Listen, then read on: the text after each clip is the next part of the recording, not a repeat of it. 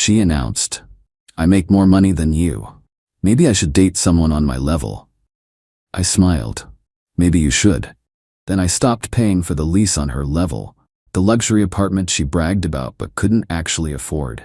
Her LinkedIn post about downsizing by choice fooled nobody. Original post 38 male should have seen the red flags when Jessica, 34, started her new job 6 months ago. Senior marketing director at some tech startup. Base salary, $125,000. To her, she just won the lottery. We'd been together 4 years, living in what I thought was a nice arrangement. See, I'm a senior systems architect, been with the same company for 12 years. My salary? $195K plus bonuses that usually push it to around $240K. Not bragging, just context for what comes next. When we moved in together 2 years ago, Jessica was making $75. She insisted on the luxury high-rise downtown. $3,800 a month? That's insane, I'd said. My salary alone can't justify that.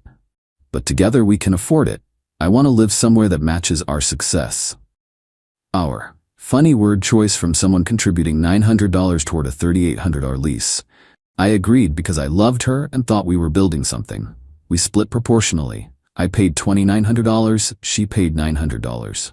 Made sense based on income ratios. She got her dream apartment with a rooftop pool, concierge, and gym she posted about constantly. Luxury living. Blessed city views. Then came the new job. The attitude shift was immediate. First week, can you believe I'm making 6 figures? I've really made it. Second week, I think I should start dressing the part. Successful women invest in themselves. Third week, started correcting me about tech stuff at dinner parties. I've been in tech for 15 years. She'd been a marketing director for 21 days. But last Thursday was the breaking point. We were at dinner with her coworkers. Someone asked about our apartment. "Oh, it's amazing," Jessica gushed. "Panoramic city views, marble counters, the works. It really reflects where I am in my career now." Her coworker Brittany goes, "Wow, that must cost a fortune." Jessica laughs. "Well, when you make what I make, you can afford to live well." I nearly choked on my salmon. Later, in the Uber home that I paid for, I brought it up. "That was interesting, how you talked about the apartment." "What do you mean?" "You implied you pay for it." She turned to me with this look. This dismissive, condescending look I'd never seen before. "I make more than most people, Nathan. $125, the top 20% of earners." "Right, but I pay 76% of our rent." "God, you always have to make it about money. This is why I don't." "Never mind." "Don't what?" She sighed dramatically.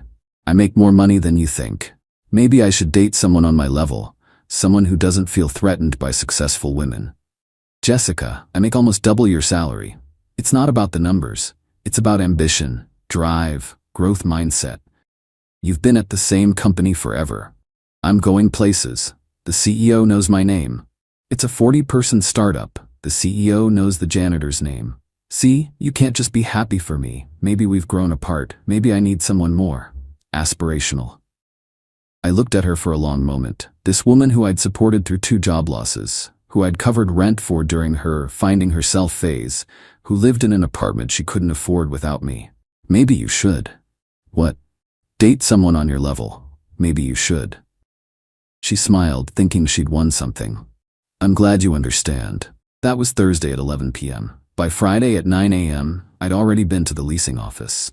Update 1, the lease reality check. Friday morning, I was waiting when the leasing office opened at 9 a.m.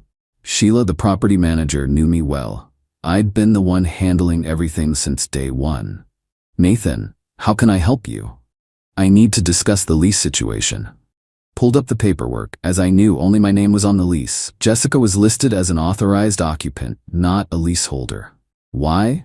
Because when we moved in, her credit score was 580. Mine was 812. I need to remove an authorized occupant and give notice for lease termination. Sheila looked concerned. "Is everything okay?" "Relationship ending. I need to know my options." Here's what I learned. 60-day notice required for lease termination. Could remove authorized occupant immediately with proper documentation. Early termination fee, 2 months rent, $7,600. "Actually," Sheila said, checking her computer, "your lease is up for renewal in 45 days. We sent the renewal notice last month." Perfect timing. I declined the renewal on the spot. What about if Jessica wants to take over the lease? Sheila pulled up the requirements. She'd need to qualify on her own.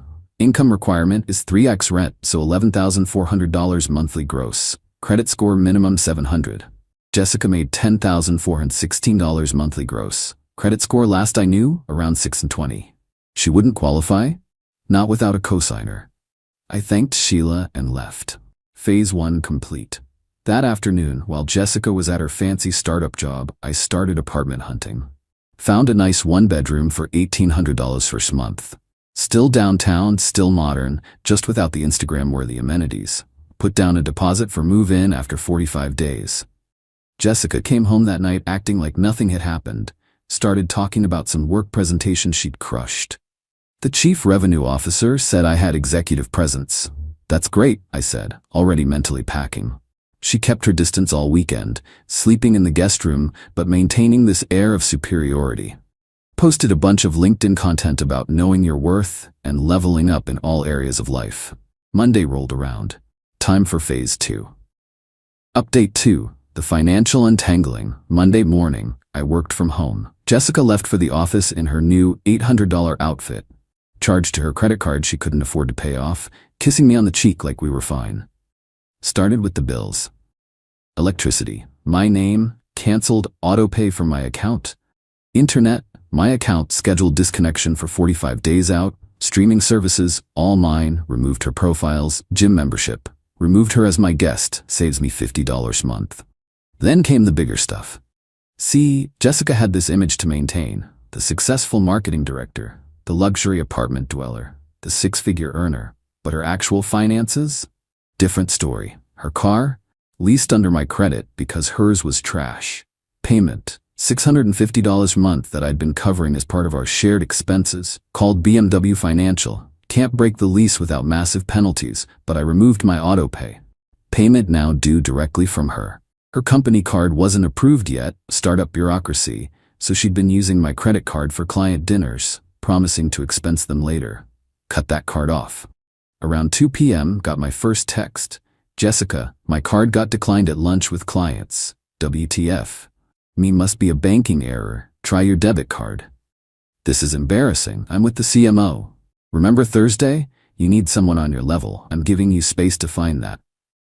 Are you seriously being this petty? Me, petty? I'm helping you live at the level you deserve. Your level, not mine.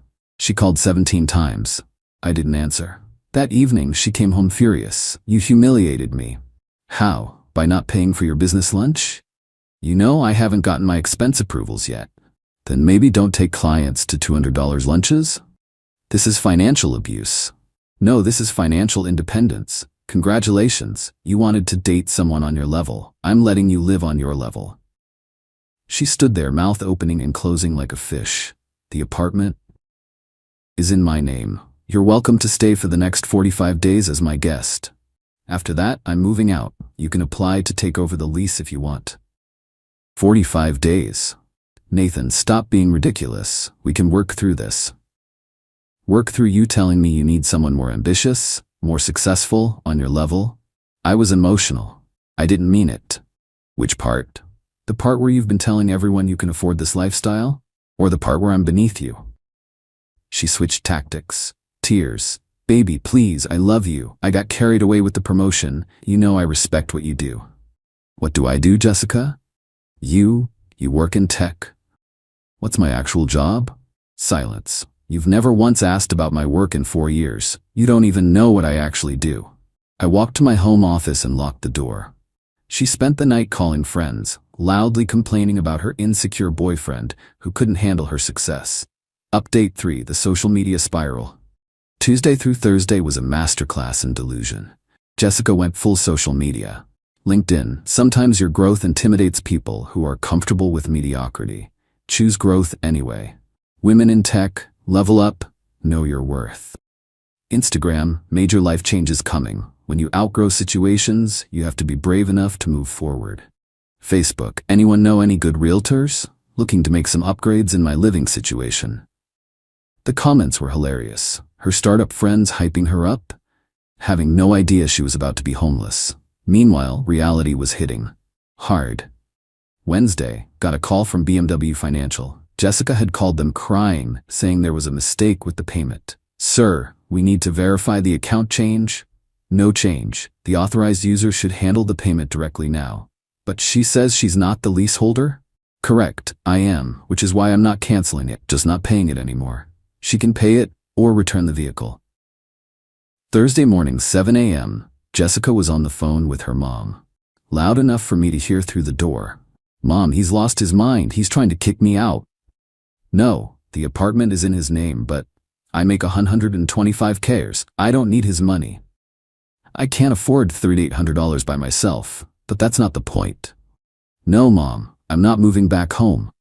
After she left for work, I got a call from her mom, Darlene. "Nathan, what's going on?" Jessica's hysterical. "She told me she needed someone on her level, Darlene. I'm just respecting her wishes. You know how she is. She says things she doesn't mean." She meant it enough to tell her entire office she pays for our apartment. "She what?" "Ask her about dinner last Thursday." "Nathan, you're being cruel. You make so much money. This apartment is nothing to you."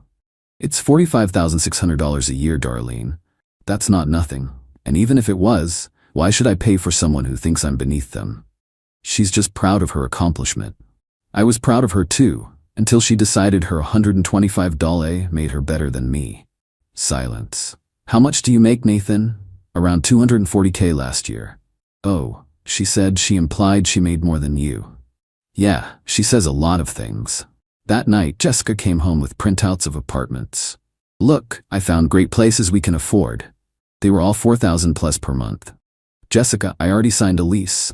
A one-bedroom, for me." "A one-bedroom? Where?" Told her the building. That's a normal building."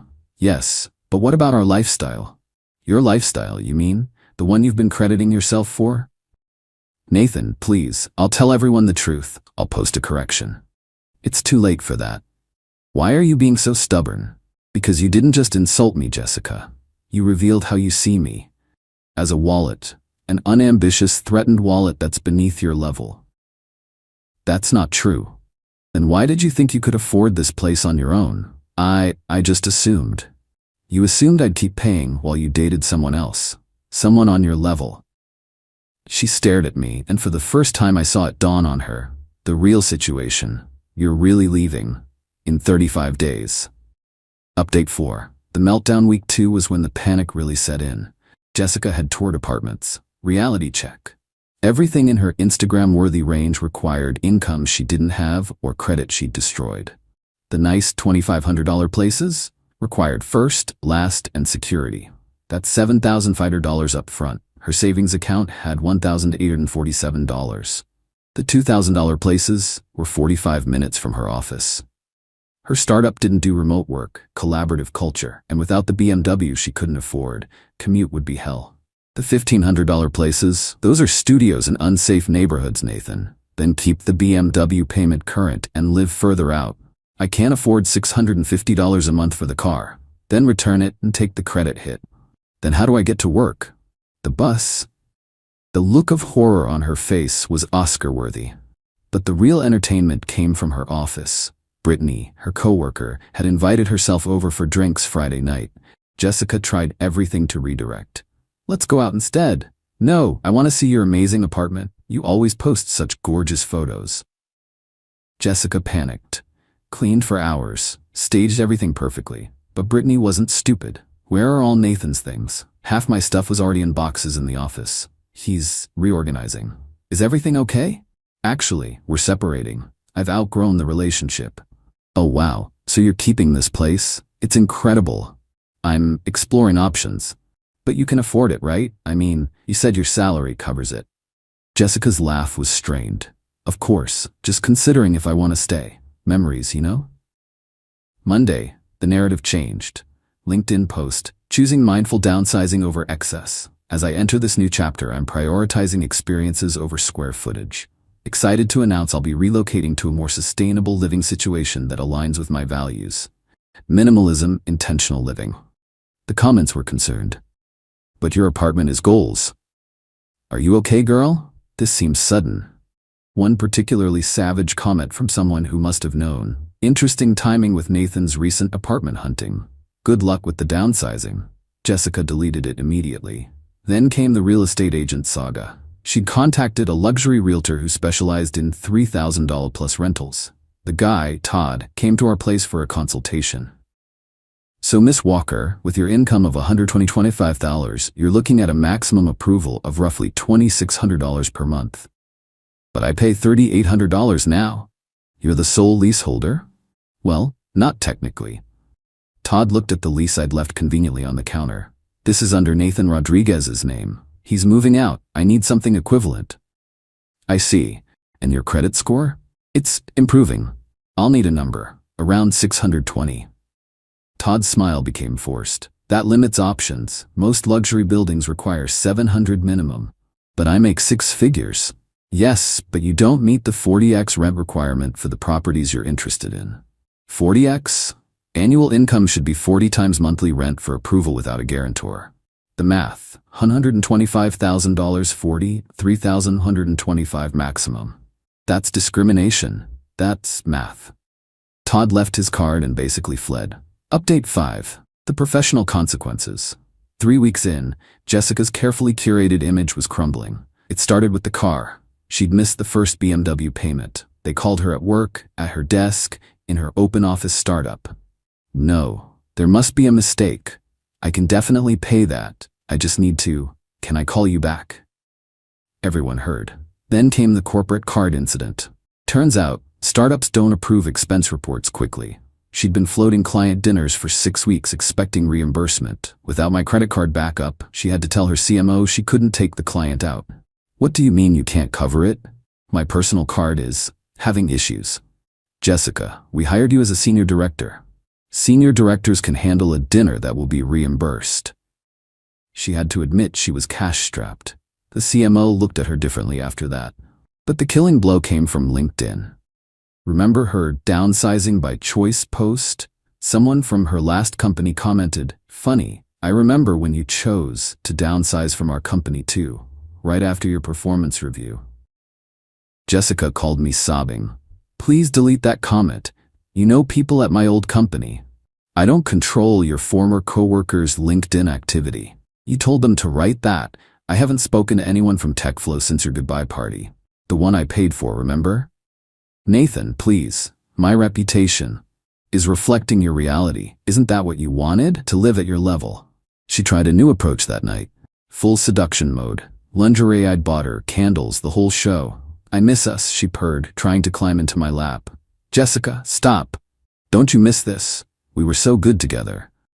"Were we? Or was I just good at paying for everything?" She recoiled. "How can you say that? 4 years, Nathan." 4 years where you contributed what exactly? I loved you. You loved my lifestyle, there's a difference. That's not fair. Okay, tell me 3 things about my job, specific things. Silence. Tell me my middle name. It's David. It's Alexander. Tell me my hometown. Some place in Texas? Colorado. We've been together 4 years, Jessica. You never asked because you never cared. You cared about the apartment, the car, the dinners, the image. She stood up, wrapping a robe around herself. "You're right, I don't know those things, but I know you're vindictive and cruel. I'm neither. I'm just done subsidizing someone who sees me as beneath them." 2 weeks left on the apartment. I was 90% moved out, sleeping on an air mattress in the office. Jessica was frantically trying to find anywhere decent she could afford. Her latest plan? Getting her startup to co-sign a lease. It's a standard tech company benefit, she insisted to her CEO. "Jessica, we're a 40-person startup. We don't co-sign personal leases." "But I'm a senior director. One of 8 senior directors. If we do it for you." She got the picture. Update 6. The family intervention. 10 days before move-out, Jessica's family attempted an intervention. Her mom, Darlene, dad, Robert, and younger sister, Ashley, showed up on a Saturday morning. I was packing the kitchen when they arrived. "Nathan, we need to talk," Darlene started. "Okay. This is destroying Jessica. She destroyed it herself." Robert stepped forward. "Son, sometimes men have to be the bigger person." "Like when she told me she needed someone on her level?" "She didn't mean it that way." "How did she mean it, Robert?" Ashley jumped in. "You make so much money. Why are you being so stingy?" "Ashley, how much do I make?" Jess said like $150.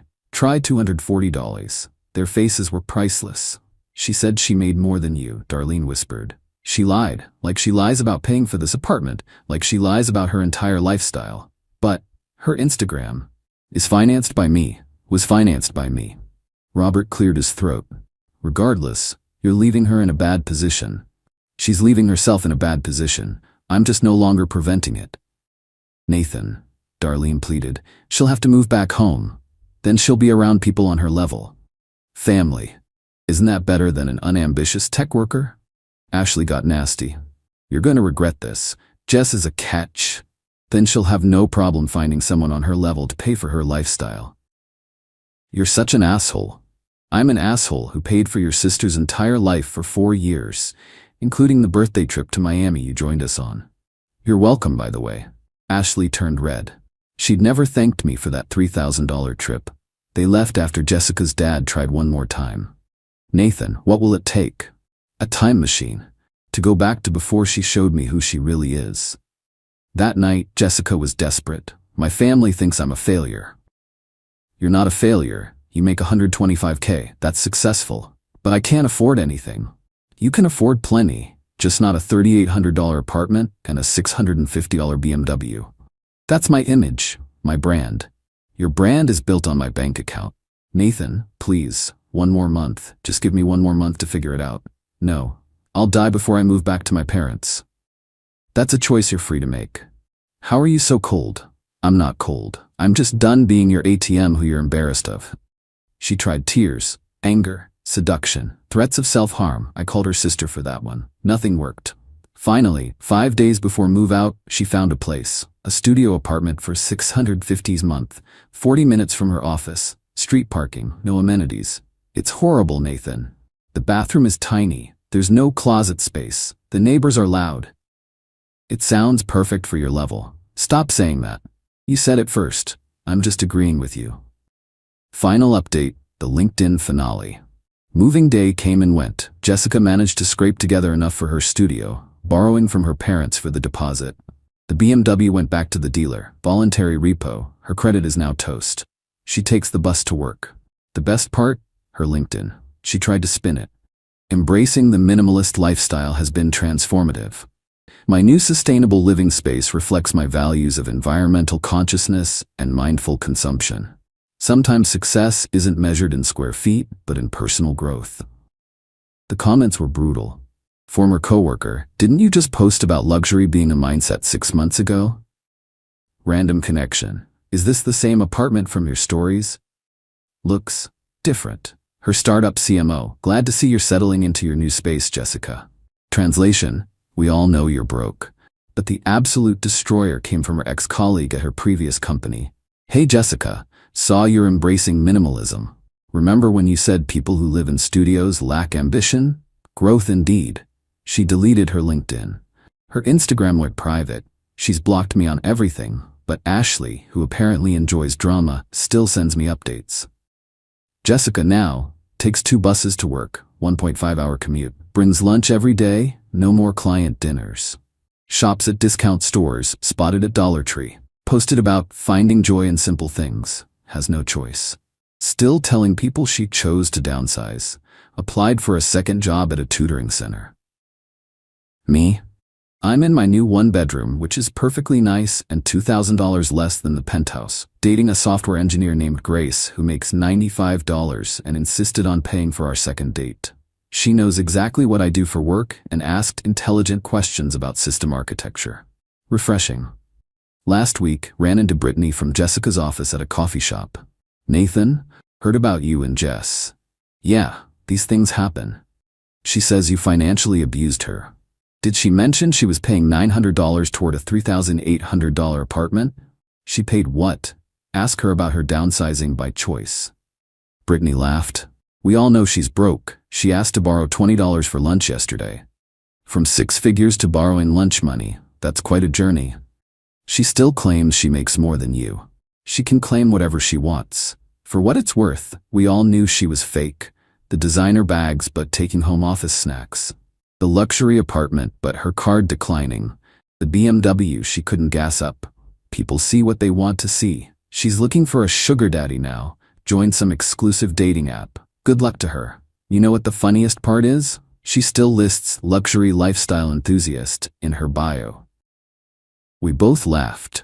Got one final text from an unknown number last week. Jessica using a friend's phone. I know you'll never forgive me, but I need you to know I'm sorry. I got caught up in the image. The money went to my head. I threw away the best thing in my life for an Instagram facade.